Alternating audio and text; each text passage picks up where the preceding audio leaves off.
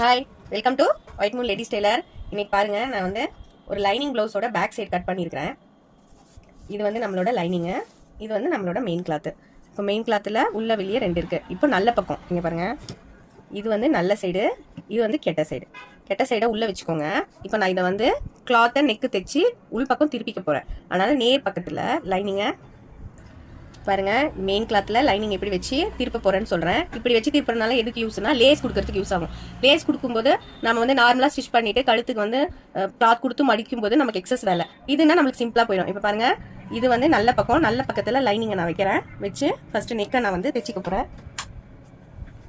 இப்போ நான் வந்து ஸ்டிச் பண்ணுறேன் பாருங்க, கரெக்டாக ரவுண்ட் நெக் தான் இது. ரவுண்ட் நெக்கை நான் அப்படியே தைக்கிறேன்.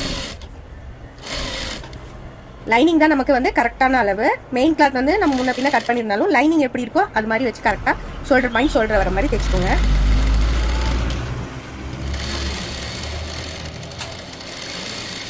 இப்போ பாருங்க, நான் வந்து எப்படி ரவுண்ட் நெக் கட் பண்ணியிருக்கனோ அப்படியே நான் வந்து லைனிங் அட்டாச் வச்சு தைச்சிட்டு இப்போ கொஞ்சம் தூரத்துக்கு நம்ம வந்து கட் பண்ணி விடுறோம். எதுக்காக அப்படின்னா, இதை வந்து திருப்பும் போது சுருக்க வராமல் இருக்கிறதுக்காக நாம இதை வந்து கொஞ்சம் கட் பண்ணுறோம். நெக்கு கிட்ட கொஞ்சமாக. இதே டிசைன் நெக் வச்சிங்கன்னா அதுக்கு தகுந்த மாதிரி கட் பண்ணிக்கலாம். அதை நான் நெக்ஸ்ட் வீடியோவில் போடுறேன்.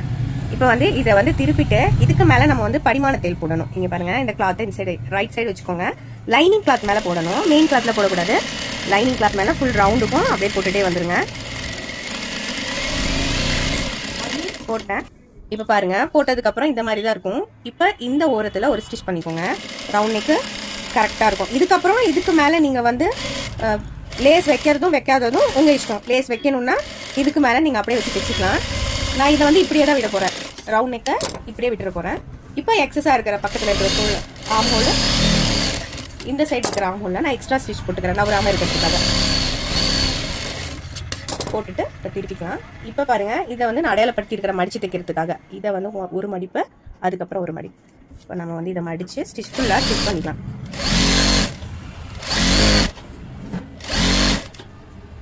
ஃபுல்லாக ஸ்டிச் பண்ணிவிட்டு இப்போ இது ரெண்டுக்கும் நம்ம வந்து சென்டர் பாயிண்டில் டாட் பிடிக்கணும். இங்கே பாருங்கள், கரெக்டாக இந்த ஷோல்டரில் மடிச்சுக்கோங்க. இதுதான் நம்மளோட சென்டர் பாயிண்ட். சென்டர் பாயிண்ட்டை மார்க் பண்ணிக்கலாம். மார்க் பண்ணிவிட்டு இந்த மார்க் பண்ண இடத்த நம்ம வந்து ஒரு டாட் பிடிச்சிக்கலாம். கரெக்டாக கெட்டி தையல் போடுறேன். கிராஸாக இந்த மாதிரி பிடிக்கணும். ஆரம்பத்தில் பெருசாக பிடிக்கணும், போக போக கிராஸாக போய் சின்னதாக பிடிக்கணும். சேம் இதே மாதிரி இந்த பக்கம் மார்க் பண்ணதையும் நான் வந்து கெட்டி தையல் போட்டு பிடிச்சிட்டு போகிறேன். இதுதான் ஒரு லைனிங்கோட பேக் தைக்கிற மெத்தடு.